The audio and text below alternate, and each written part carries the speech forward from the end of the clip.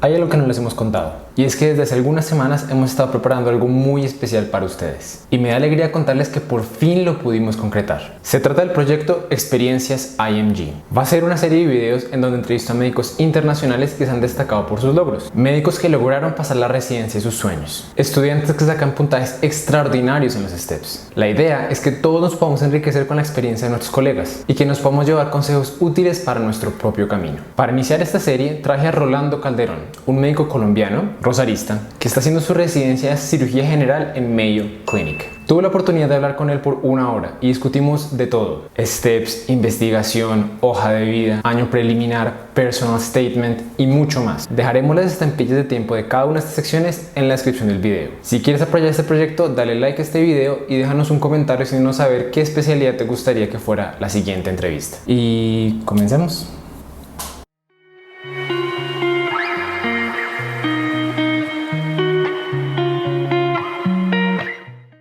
¿Cómo va, Sí, no, Rolando? ¿Sí no. me escuchas? Sí, Perfecto, Rolando. Muchísimas gracias por haber sacado el tiempo y acompañarnos con aquí en el gusto. canal. Entonces, supongo que debes estar muy ocupado. Sé que eso debe ser un sacrificio, así que de verdad te agradezco muchísimo y creo que va a ser muy valioso para todos. No, con mucho Entonces, gusto. lo primero es, pues, introducirte. Creo que a todos nos gustaría saber un poco más de quién eres, dónde estudiaste, dónde estás en este momento. Pues entonces, yo estudié en la Universidad del Rosario. Yo pues nací en Nueva York, en el Bronx, em, eh, pero me crié en Colombia.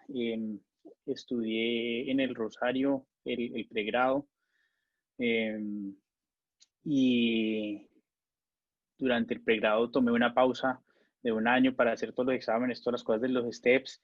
Luego en el internado vine, hice una rotación.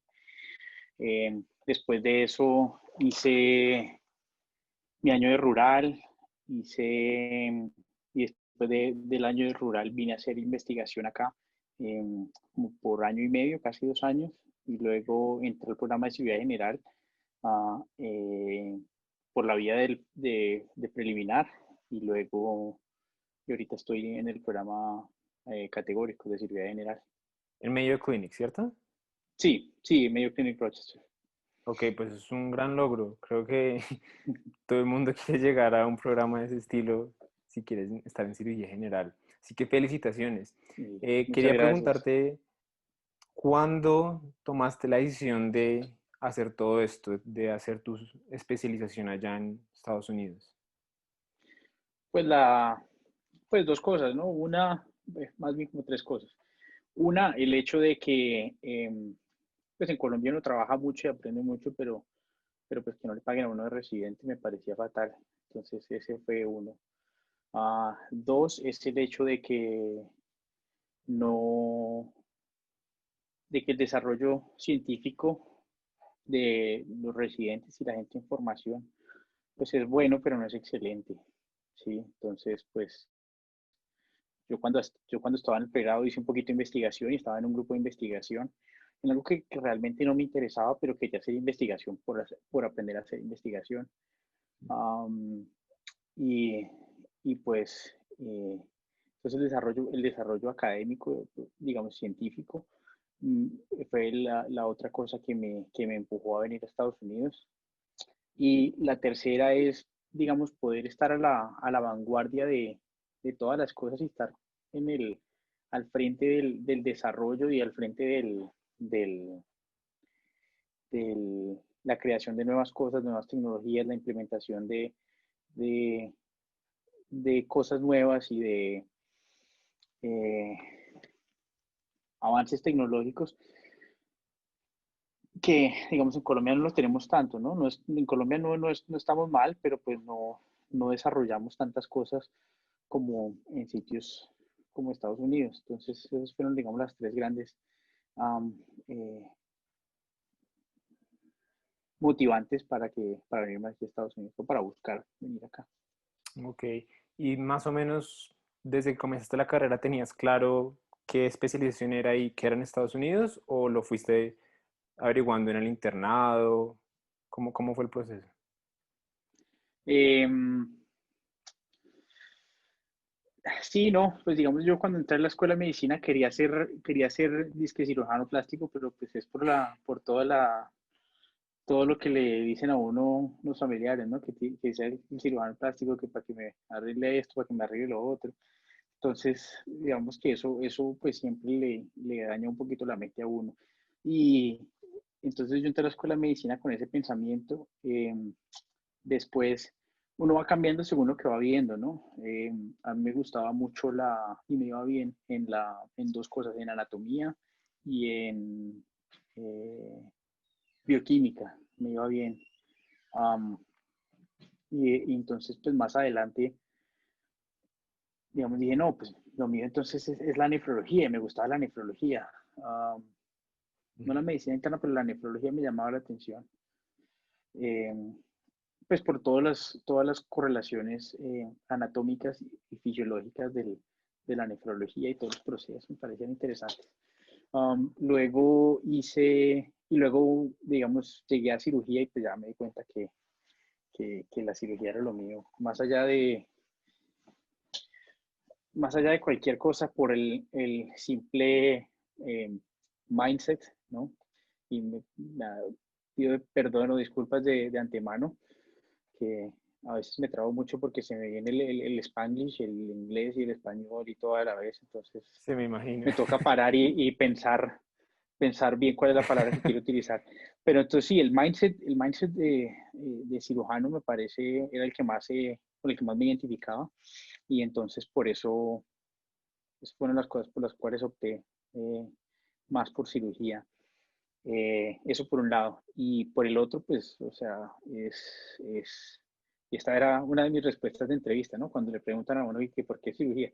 Y el hecho de ver la correlación entre la correlación anatómica y fisiológica y cómo uno puede hacer alteraciones anatómicas en alguien para arreglar la fisiología y la función de los órganos. Entonces eso también me llama muchísimo la atención. Entonces, digamos que esas son las grandes motivaciones. Perfecto. Y a medida que pues, uno va siguiendo en la carrera, va siendo expuesto a diferentes campos y se va dando cuenta de que realmente le gusta y que realmente no le gusta. Sí. Entonces, eh, y ya después de que estuve expuesto a la cirugía, estuve expuesto a cirugía cardiovascular, que me pareció lo máximo, y entonces ahí es como donde está mi interés actual. Si nosotros sumamos todo el tiempo que le dedicaste a los steps, a tu investigación, todo eso, más o menos cuánto fue el total del proceso desde que tomaste la decisión de ir a Estados Unidos hasta que te avisaron que habías entrado al programa.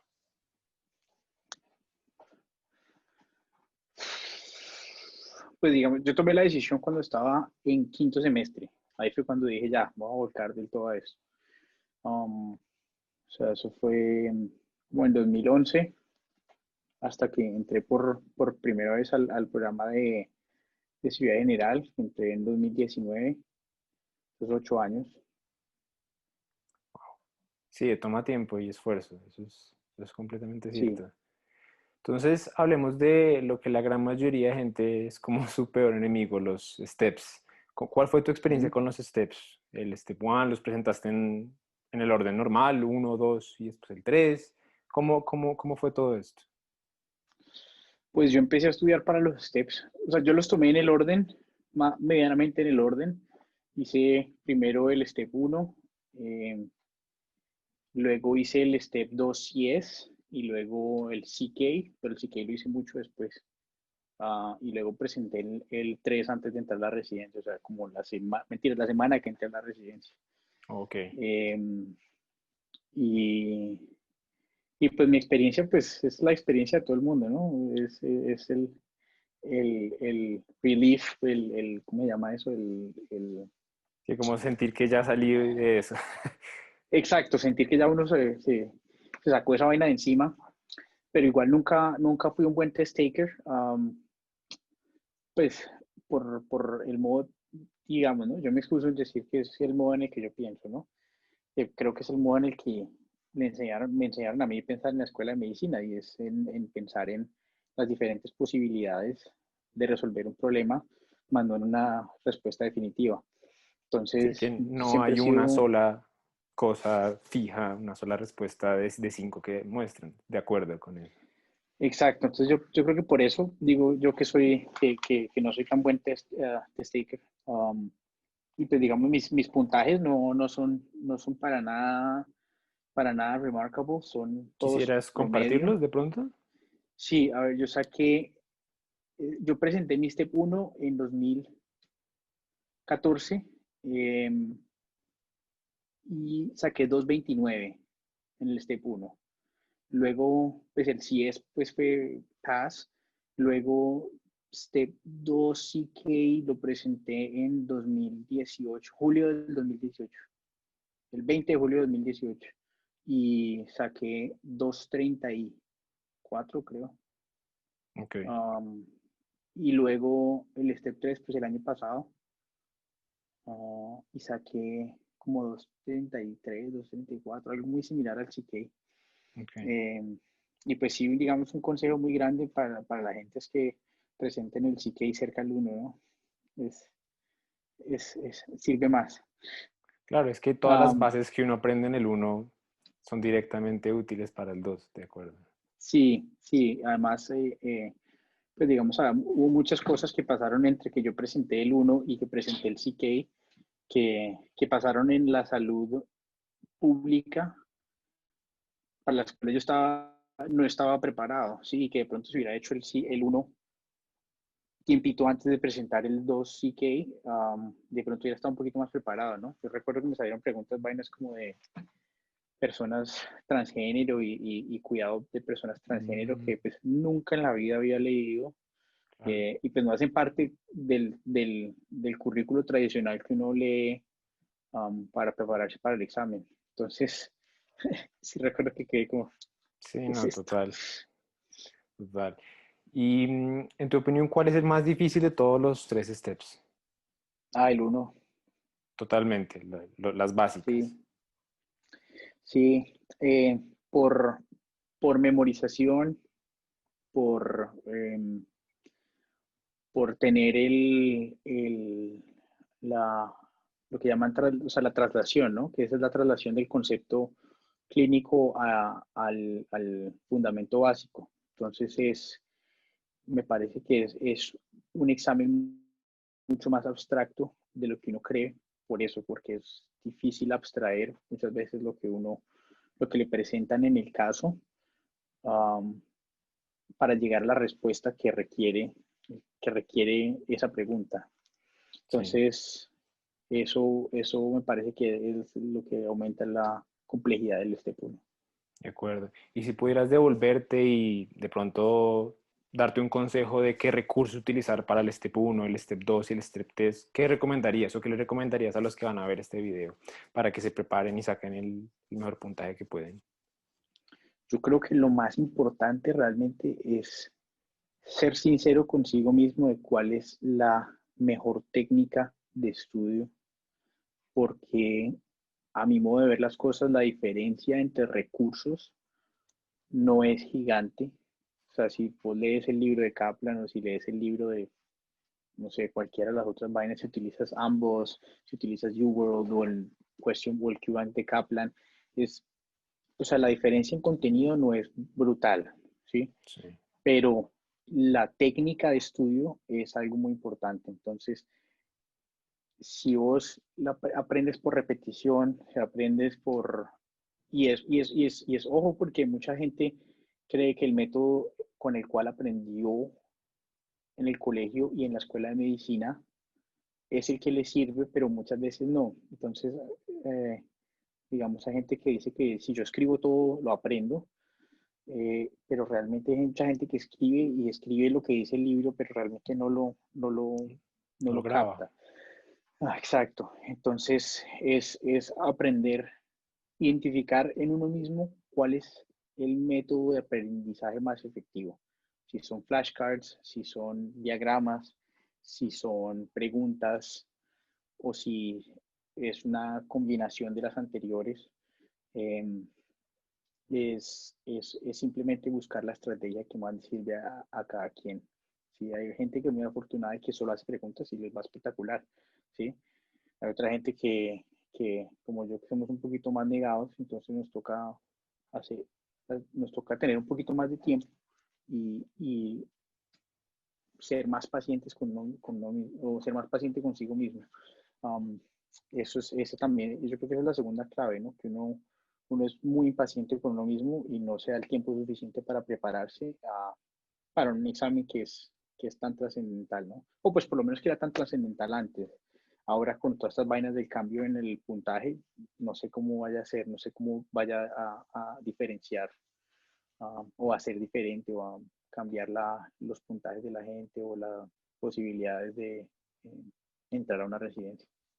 Sí, es cierto, pero estoy muy de acuerdo con el consejo de que un tamaño no le queda bien a todos. Eso sí es lo primero que uno tiene que tener claro a la hora de estudiar. Entonces, pues mi siguiente pregunta, creo que dejemos de lado un poco los steps por ahora, es las rotaciones. Veo que comentaste que en el internado pudiste tener la oportunidad de rotar. ¿Dónde fue? ¿Cómo la conseguiste? ¿Qué opinas? ¿Qué consejos de pronto? Bueno, entonces mi experiencia fue, digamos, la universidad en ese momento tenía una política medianamente buena, um, de que tenía 6 meses del internado en los cuales podías básicamente hacer lo que quisieras, ¿no? O sea, es el internado Electivo. lectivo, entonces podías estar en Colombia, puedes estar en donde se te dé la gana, ¿sí?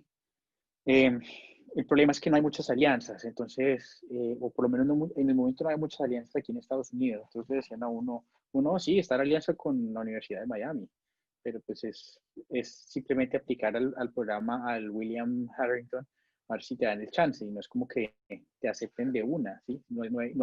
En ese momento al menos no había convenios interinstitucionales que dijeran, sí, claro, aceptamos a quien aplique o a quien cumpla estos requisitos y que sea de esta universidad, los aceptamos para que vengan sin tanto problema. Entonces, esa fue una de las limitantes para mí. Uh, eh, Terminé haciendo, y todo eso para decir que apliqué a muchos sitios y de casi todos los sitios me rechazaron. Uno, porque había aplicado muy temprano, o dos, porque había aplicado muy tarde, o tres, porque no aceptaban estudiantes internacionales para cirugía, o cuatro, no ya, esos tres. Y terminé viniendo nomás a hacer un mes de cirugía cardiovascular aquí en mayo, con el que ahora es mi mentor de investigación, el doctor Hartzell Schaff.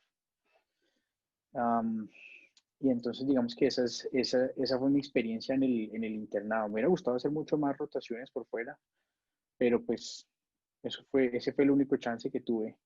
Claro. Eh, ¿Y cómo fue ese mes? ¿Qué tal te pareció? Como ese contraste de estar 6 años estudiando en Colombia y pasar un mes. ¿Cómo fue la experiencia? No, brutal, y se da uno cuenta de que lo que le habla a uno de la residencia quirúrgica en Estados Unidos es carreta. Eh, digamos, desde el primer día, pues yo hacía parte del el equipo como si fuera un estudiante gringo, ¿no? A nadie le importa si usted es gringo, colombiano, de dónde viene. Usted viene y trabaja y hace lo que tiene que hacer. Entonces, pues sí, son considerados en el hecho de que pues, usted no sabe utilizar el sistema, de pronto tiene problemas con el lenguaje, ¿sí? Pero pues si usted digamos, se sacude eso rápido, es uno más del equipo, ¿no? Y acá, pues, se opera todos los días, se ve clínica o sea, día de por medio. eh, y, y pues yo entraba a todas las cirugías de cirugía cardiovascular, y pues ahí sí, como dicen por ahí, o sea, siempre hay por lo menos un punto que cualquier persona en la sala puede poner, ¿no? Mm. Entonces, digamos, yo me dejaba poner el punto para tener los leads, los cables de los pacing wires, ¿sí? No recuerdo el nombre este en español, pero son los cables que para conducción que pone uno en la aurícula y en el ventrículo o solo en el ventrículo por si necesita hacer, necesita poner un Marcapasos. marcapasos Ok. durante el postoperatorio. Pues la gran mayoría de los pacientes necesitan durante el primer día y después ya van a la paga y así. Entonces, digamos, eso o asegurar los tubos de tórax, cositas así, ¿no? Y así, digamos que me iban dando un poquito más de libertad, pues no de libertad, pero me iban dando un poquito más chance día a día, día a día, hasta que pues mi primera esternotomía yo la hice acá, no la hice en Colombia, y eso que yo hice un mes de cirugía cardiovascular en el hospital de nosotros antes de venir acá. Mi primera esternotomía la hice realmente aquí, Wow. aquí en mayo. En un mes. Sí. Uf, mis respetos en eso. Muy, muy impresionante. Te quería preguntar, ese mes, ¿qué fue como la mayor dificultad? De pronto el idioma, el sistema, ¿qué fue como lo que más te costó adaptarte durante ese mes? Eh, Nada, yo creo que estar lejos de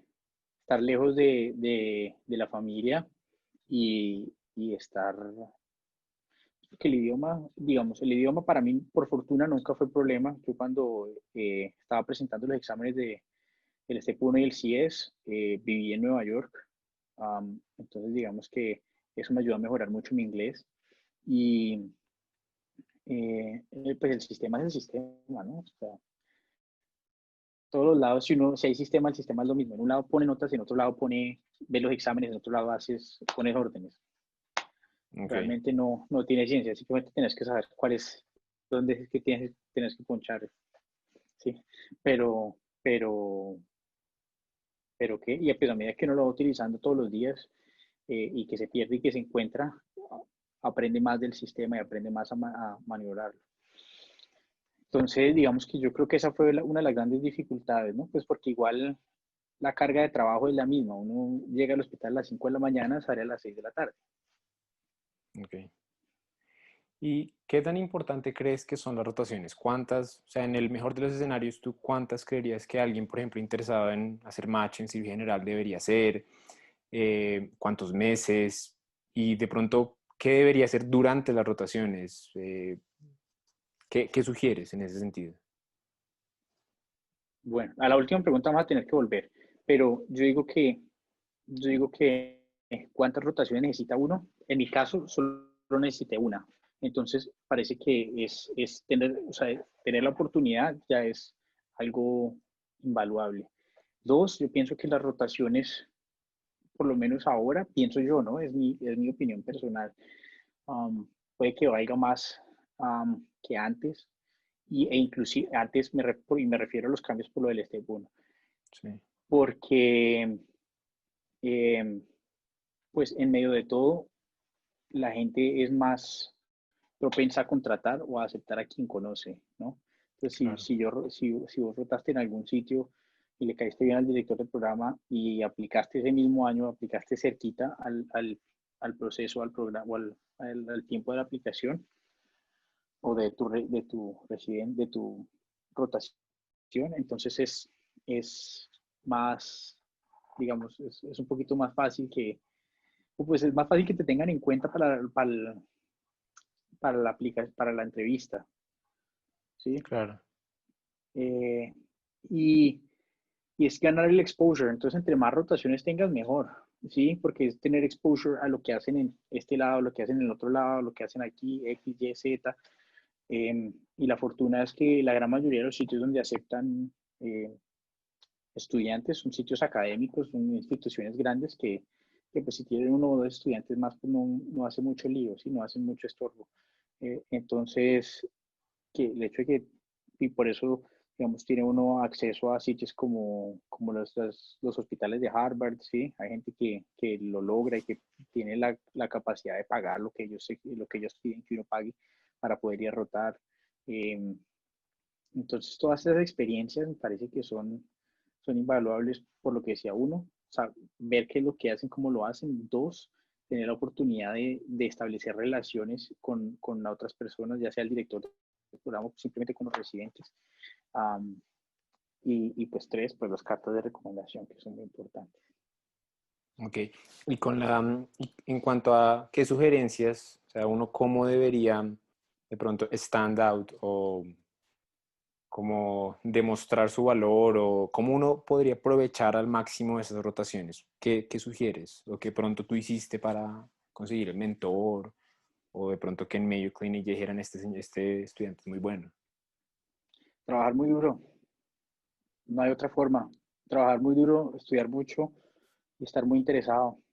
No hay otra forma, porque, y pues todo eso, eh, digamos, se ve reflejado en tres o cuatro cosas que, por ejemplo, el director del programa aquí ve todo el tiempo, y es que usted esté, lo que dice, el available, affable, y available, affable,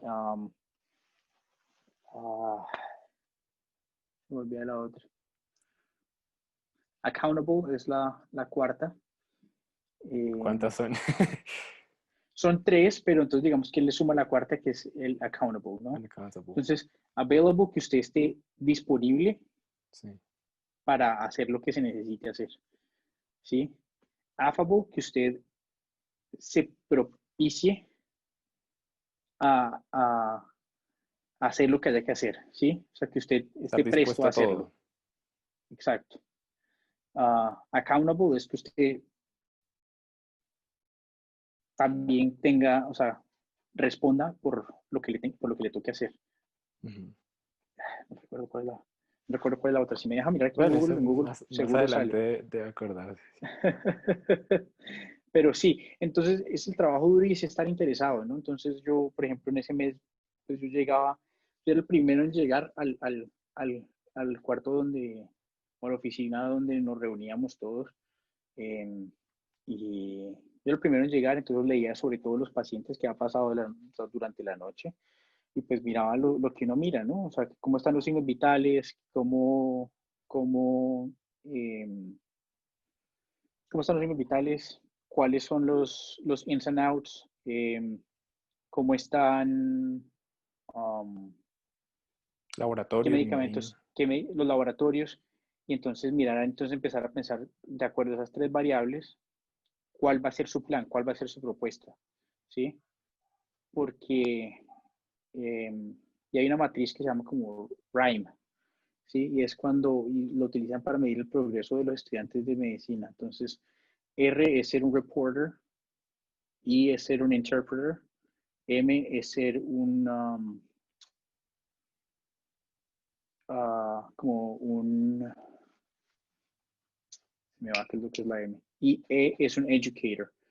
Entonces, digamos, la R es poder que usted cuando está pasando revista dice, el paciente tiene el potasio, tiene una frecuencia cardíaca entre 80 y 100.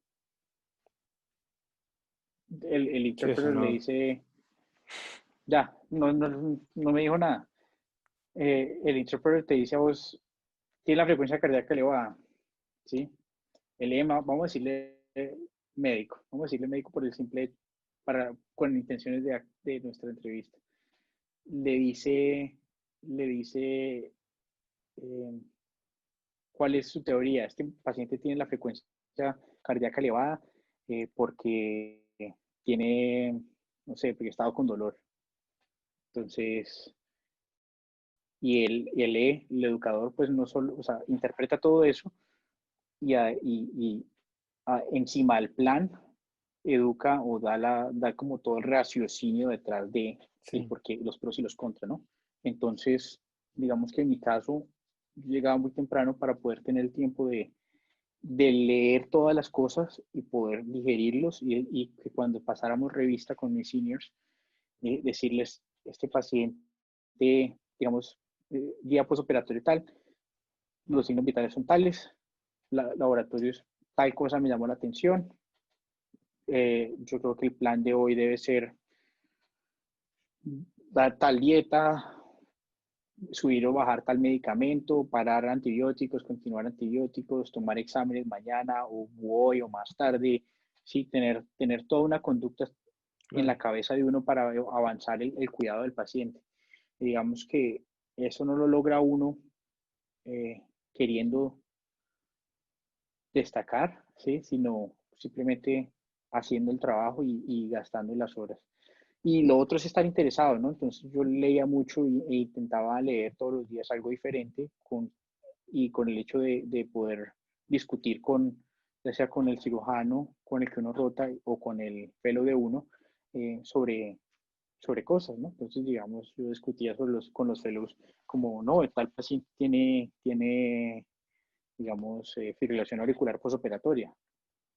Entonces, digamos, como vos llegas en la mañana, entonces, no, y entonces durante la noche le dieron un bolo le dieron magnesio, le dieron un bolo de amidabrona, lo pusieron en un heparin drip, en un goteo de Infusión. heparina, Sí. y, qué, pero entonces sigue con la fibrilación auricular.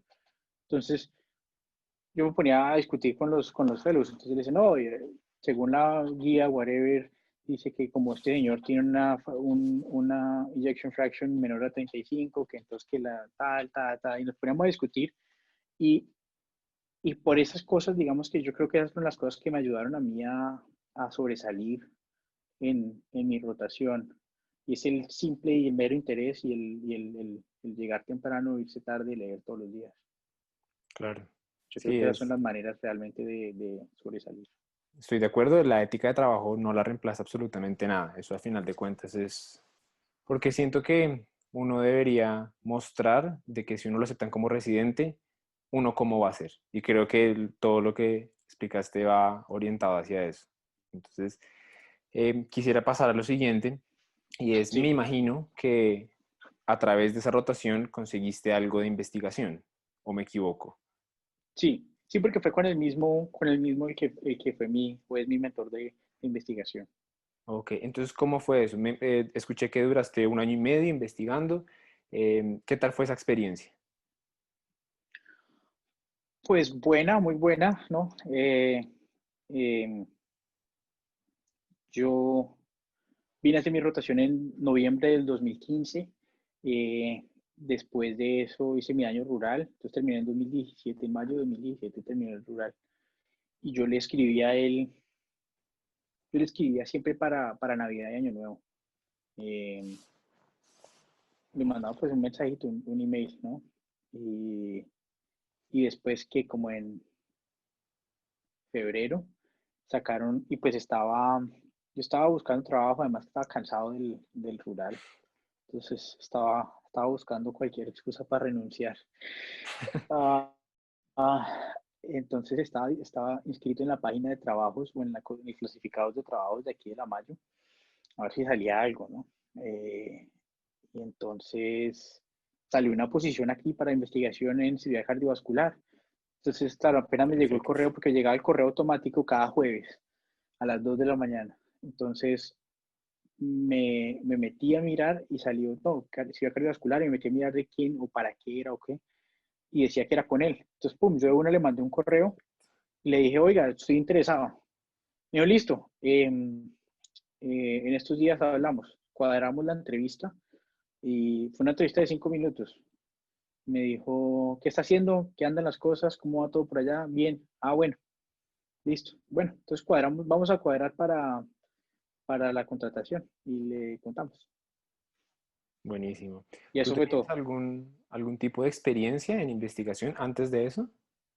Sí, yo estuve en un grupo de investigación ahí en la universidad, que se llama ICREA, el Centro de Investigación de Enfermedades Autoinmunes. Entonces Sí. ahí yo trabajaba con el doctor Anaya, la doctora Rojas. Ellos eran como las cabezas visibles en ese momento. Hasta donde entiendo, el doctor Anaya todavía sigue Sí, como él el todavía director, la está. doctora Rojas ya no está.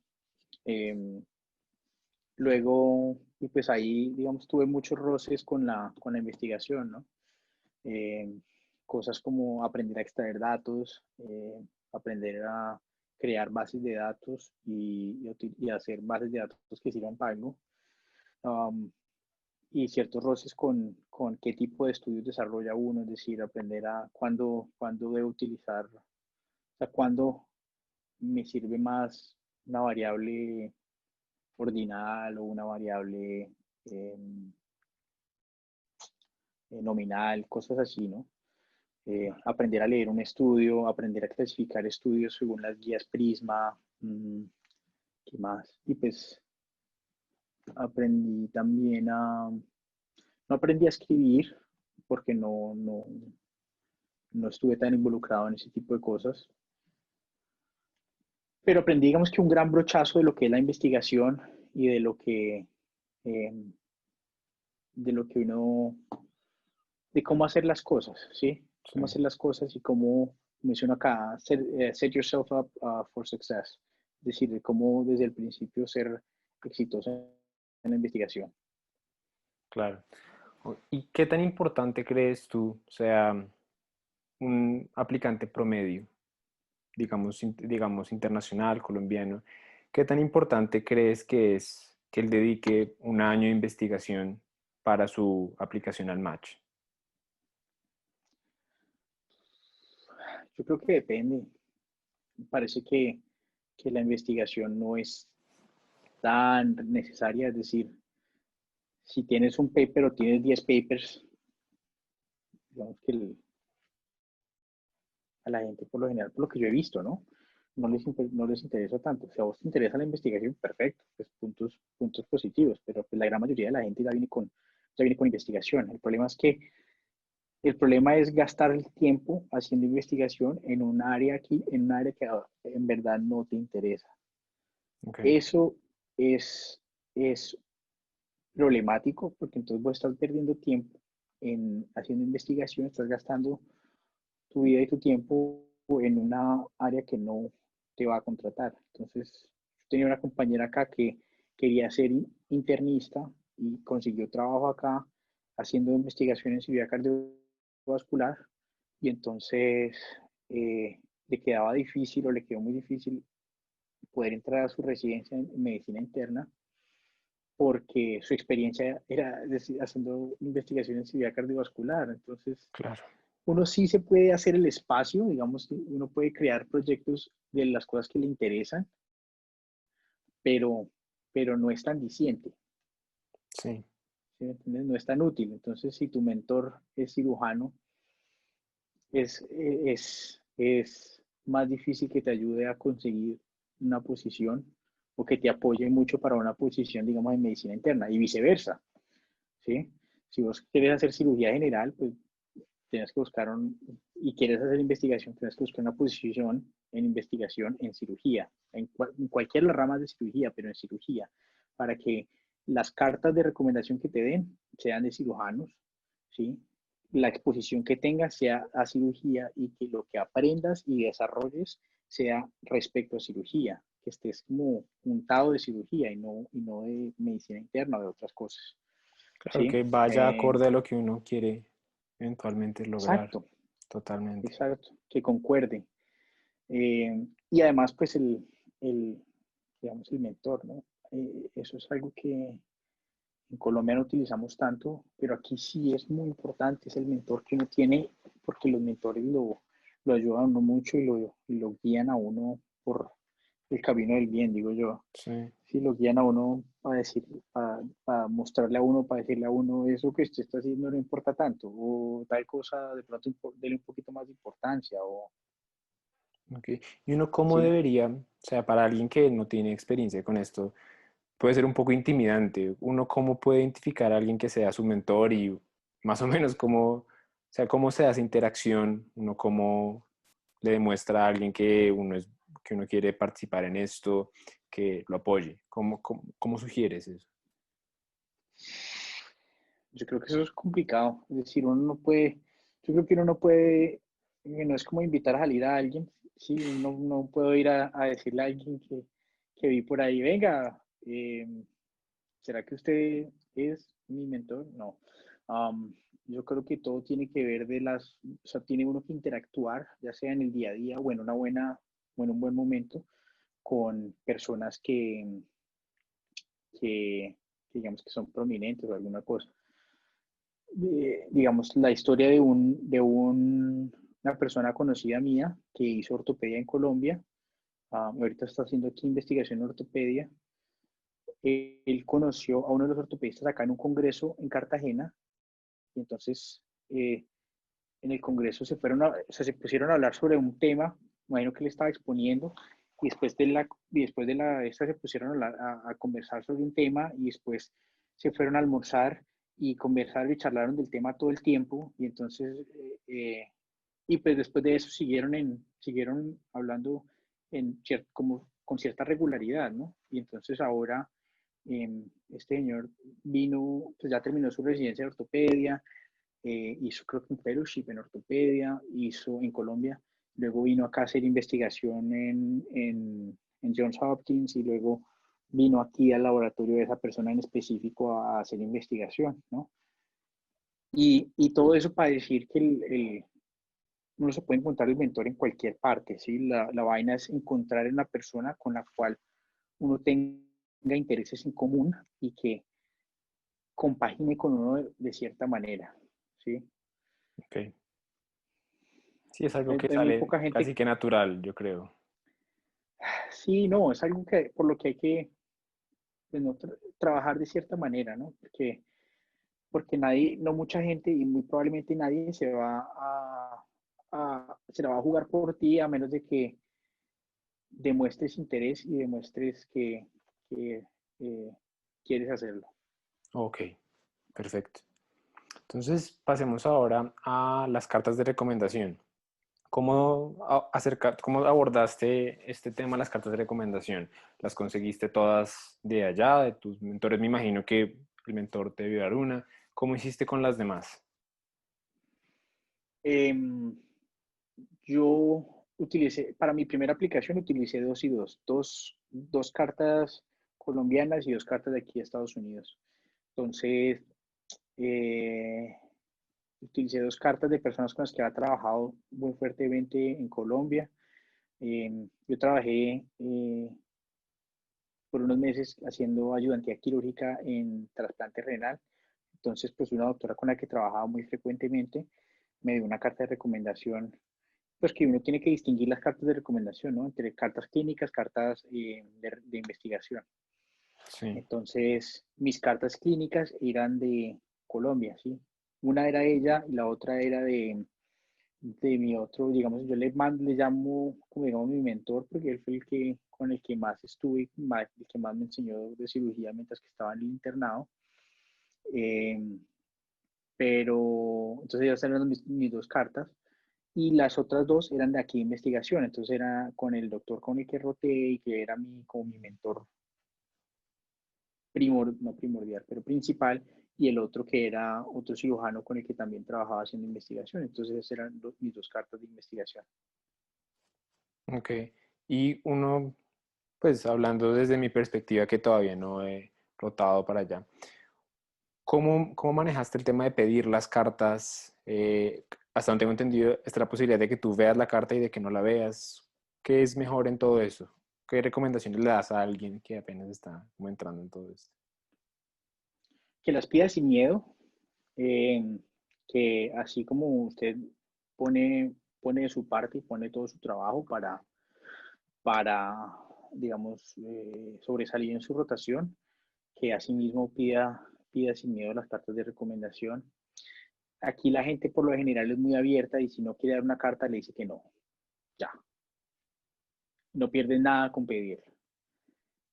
Dos, sea agresivo pidiendo cartas en el sentido de si rotó una semana o 2 semanas con una persona, pídale una carta. O desde el primer día, si usted va a rotar con un doctor o con varios, usted le diga, voy a rotar con usted tales días, por supuesto quiero aprenderle, pero también me gustaría que me diera una carta de recomendación, porque eso es lo que yo quiero hacer. Ok, ¿Sí? Porque en ese orden de ideas, pues ya ellos están pensando que medianamente, si te quieren dar una carta de recomendación, se tienen que fijar en cuáles son tus aptitudes y actitudes para poder dar fe de ello en una carta de recomendación.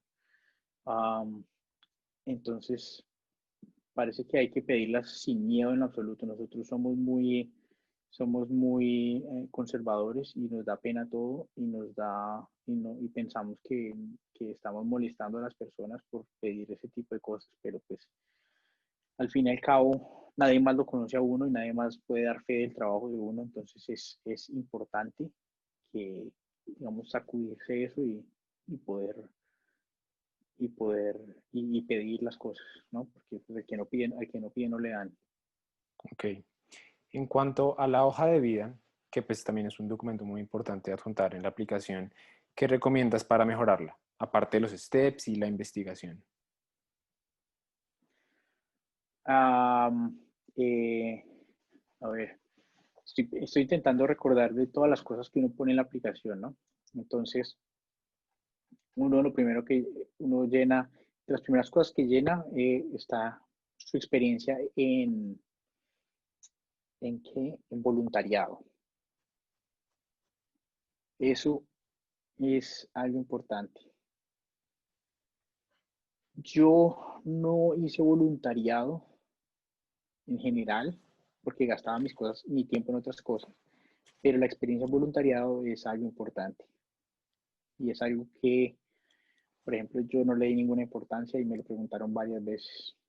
Eh, Después, ¿qué otras cosas son importantes? ¿Cómo mejorar más la hoja de vida? Pues digamos, no hay muchas cosas que uno puede hacer para mejorar la hoja de vida, ¿no? Pues si tienes investigación y tienes proyectos de investigación, pues los puedes poner ahí.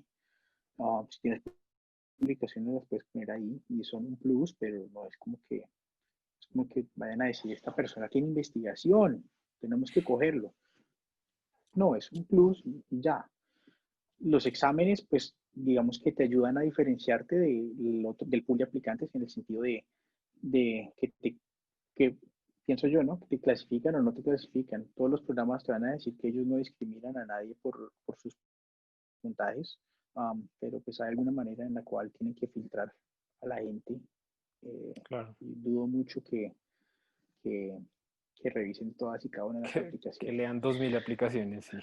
Sí, por tus cartas de recomendación, no creo que te vayan a incluir en el pool de aplicantes, en el pool de personas o de aplicaciones que revisan. Entonces, digamos que a mí me parece que una manera objetiva de mirar cómo qué personas, a qué personas les revisan la aplicación son el número de aplicaciones que tienes, el número de años desde que te graduaste. Es decir, si te graduaste el año pasado, esa es una manera automática de mejorar tu hoja de vida sin hacer nada más. Eh, y si tienes voluntariado y las diferentes experiencias que tengas, ¿no? Okay. Los hobbies, digamos, porque ¿qué más puedes poner en tu hoja de vida aparte de eso? Ya hablamos de voluntariado, si hiciste, digamos, algún servicio social o servicio militar, um, la experiencia de trabajo o de investigación, ¿sí? No, Ellos cuentan, por ejemplo, las realmente, experiencias como el rural y eso. sí, vos lo puedes poner ahí, pero pues finalmente el rural es un trabajo que no es supervisado y quién puede dar fe de que eres un buen médico, ¿sí? Entonces, pues, Que hiciste bien ese año.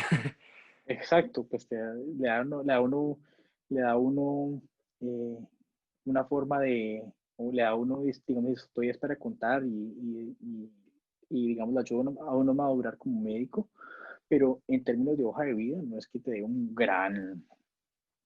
un gran boost.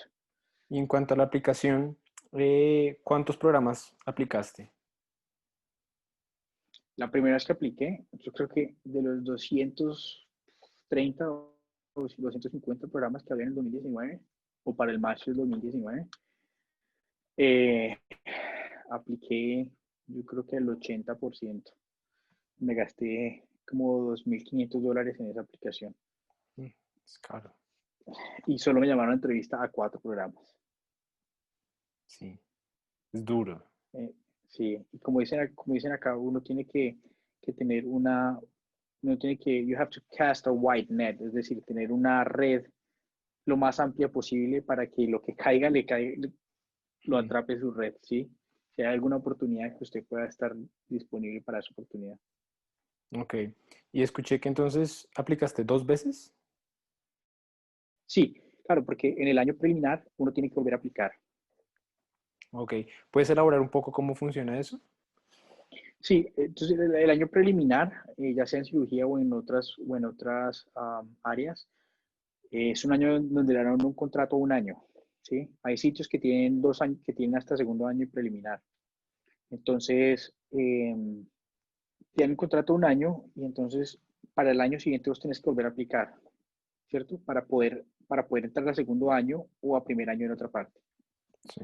Entonces, cuando uno aplica por el match durante su año preliminar, estás aplicando a una posición de primer año, siempre.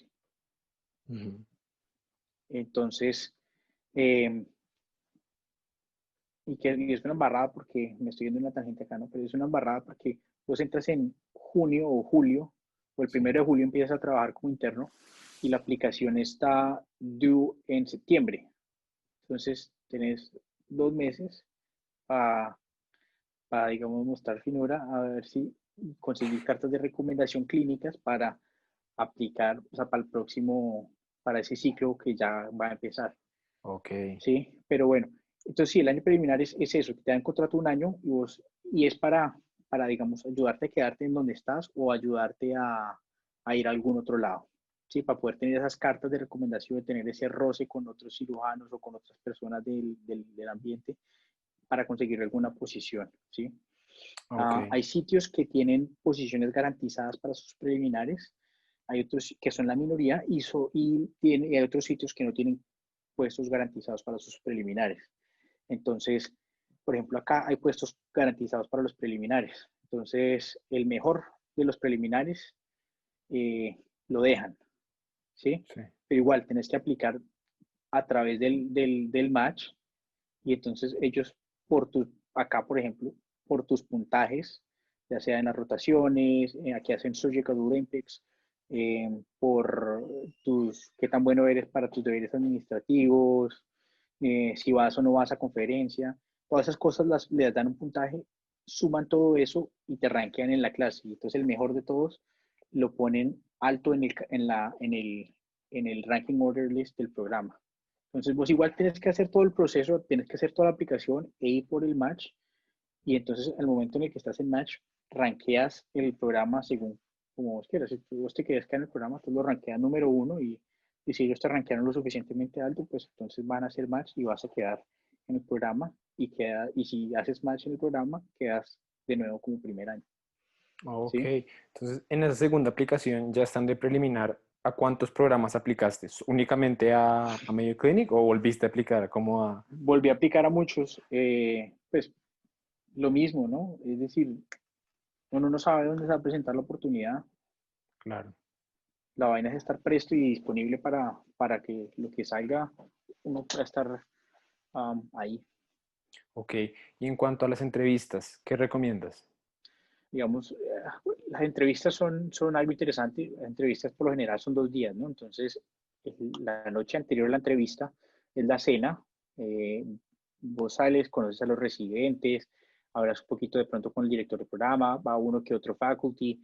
Entonces, es como un roce social, ¿sí? Ok. Entonces, la cena es el día de ser sociable, ser amigable y de conocer a la gente, ¿sí? Entonces es más de, de ser una persona normal, ¿sí?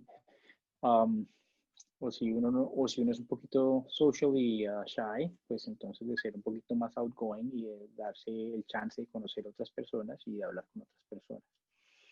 El día de la entrevista como tal, digamos que pienso que lo mejor es estar muy tranquilo porque nadie te va a preguntar de conocimiento, nadie te va a decir como según las guías X, Y, Z, ¿vos qué harías?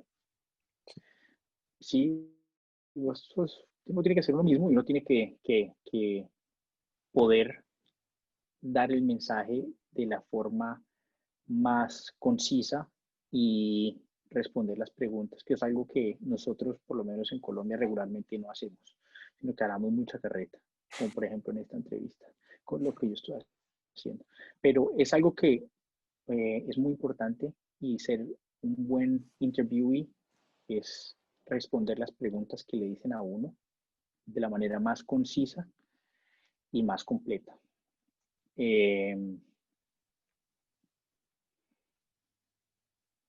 Mostrar interés y ser capaz de demostrar o de mostrarle al entrevistador que eres una persona echada para adelante, con muchas ganas, con mucho ánimo,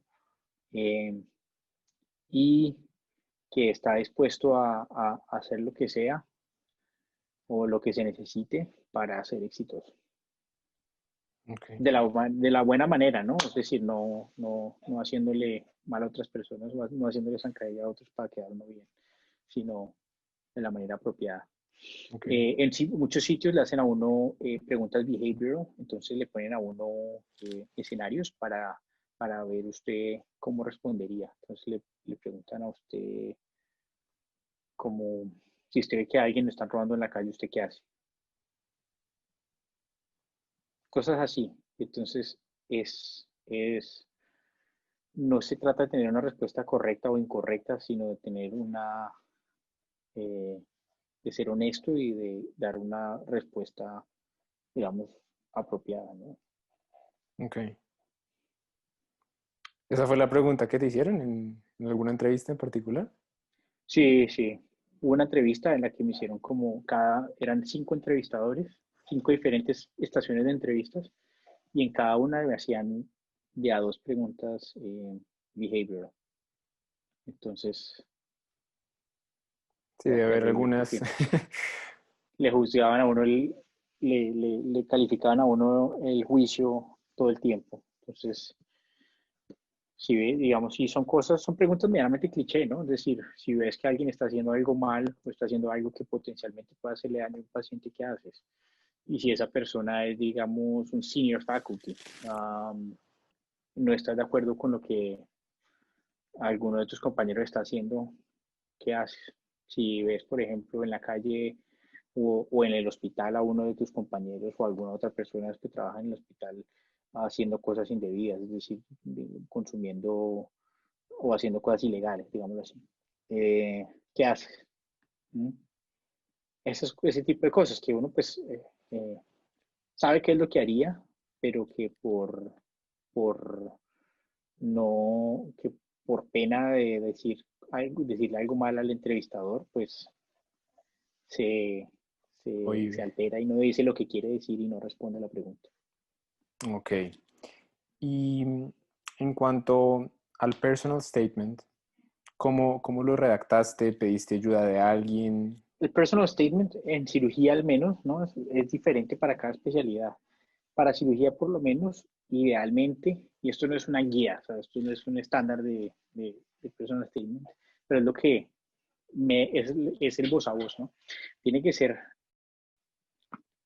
corto y conciso, es decir, la idea del personal statement es mostrar usted cómo llegó hasta donde está y por qué es usted o por qué usted es una persona reliable para estar en cirugía. ¿Mm? Usted cuenta por qué le gusta la cirugía y, y, y por qué y cómo hacer cirugía o cómo hacer la especialización que quiere hacer, lo va a propulsar en sus metas a futuro o cómo lo va a propulsar como ser humano. ¿Sí? Cómo viene usted al programa y cómo hacer el programa lo va a propulsar a hacer otras cosas. Ok, Entonces yo pienso que esas son las cosas que uno tiene que poner en un personal statement. Idealmente una página, uh, idealmente con parágrafos medianamente cortos y que cada um, statement, cada pedazo del personal statement tenga un objetivo, ok, ok, ¿sí? perfecto, Y que lleve un mensaje. perfecto. Entonces, pero lo Yo lo redactaste redacté mil solo. veces, lo escribí mil veces y, digamos, se lo mandaba a diferentes personas para que lo leyeran, ¿sí? Y es algo muy importante que uno tiene que leer lo que escribe. Mucha gente, incluyéndome, que uno escribe un documento enorme y como ya está cansado, le da pereza y no lo lee y lo manda. Y uno tiene que leer lo que escribe, porque cuando lee lo que escribe y lo lee, digamos, en voz alta, se da cuenta de que o está siendo repetitivo o no está dando el mensaje que quiere dar. Y pues cuando ya cuando tuve una buena versión, se lo envié a los que eran mis mentores de investigación y ellos me hicieron correcciones y listo. Ok, Ya cuando yo estaba feliz, dije, bueno, ya, se va. este es. ¿Utilizaste en la aplicación lo Ahora, que full es, disclosure, nadie me dijo nada de mi personal statement. no? En ninguna entrevista, nada. Nada. Bueno, pero tal vez ese es el punto. ¿Quién sabe? Es cierto. Pero bueno, lo que te quería preguntar era si utilizaste lo que viene siendo traducción de carta del decano. ¿La solicitaste en la universidad o no? Claro, es el MSP, que es el Sí, Medical School Performance Evaluation, hace parte de la aplicación, requerido una aplicación. Um, pero pues en general, digamos, para nosotros es una carta medianamente genérica, ¿no? ok. O sea, no, no afecta tanto. No lo Para va a destacar a nosotros, uno. para nosotros, sí, no creo que lo destaque uno mucho. Ok, correcto. Otra cosa que sí le puede, ahora que lo pensé, una cosa que le puede ayudar a uno en el, en el, me toca irme. Una cosa que le puede ayudar a uno en su hoja de vida es el puntaje la posición en su clase. Y si tiene algún honor, eso le ayuda, por supuesto, a mejorar la hoja de vida. Ok, perfecto. Entonces, Rolando, te quería agradecer por todo el tiempo que nos dedicaste. La información fue muy valiosa. Realmente creo que nos va a servir a todo el mundo. Así que muchas gracias. ¿Quieres decir alguna última cosa? Con mucho gusto. Aquí, pues, a la orden, las personas que quieran y yo les pueda colaborar, pues, con el mayor de los gustos. Yo no es que tenga mucho tiempo, pero en la medida de lo posible, con mucho gusto. Y pues nada, si quieren, en mi caso, si quieren hacer cirugía y les dicen que en Estados Unidos no se opera, no le crean a nadie, en Estados Unidos se opera mucho y la oportunidad quirúrgica como residente de primer año es buena. Eh, Quizás no sea mejor que la oportunidad quirúrgica de residente de primer año en Colombia. La oportunidad quirúrgica de residente de segundo año en adelante es mucho mejor que en Colombia, por lo menos en mi experiencia. Y yo puedo decir que en mi experiencia personal acá, estuve como mi primer año de internado, estuve en más de 170 casos en un año y me respetaban las horas y me pagaban. Y ahorita que estoy haciendo mi segundo año, que es mi segundo primer año, pues me dejan también operar mucho. Entonces, eh, no se dejen, no crean, no coman entero y no crean lo que dice la gente, porque el voz a voz muchas veces es incorrecto. Ok. Creo que eso va a reconfortar a muchos. Muchas gracias, Rolando. Ujú. Que te vaya muy Con mucho bien. gusto. Bueno, saludos.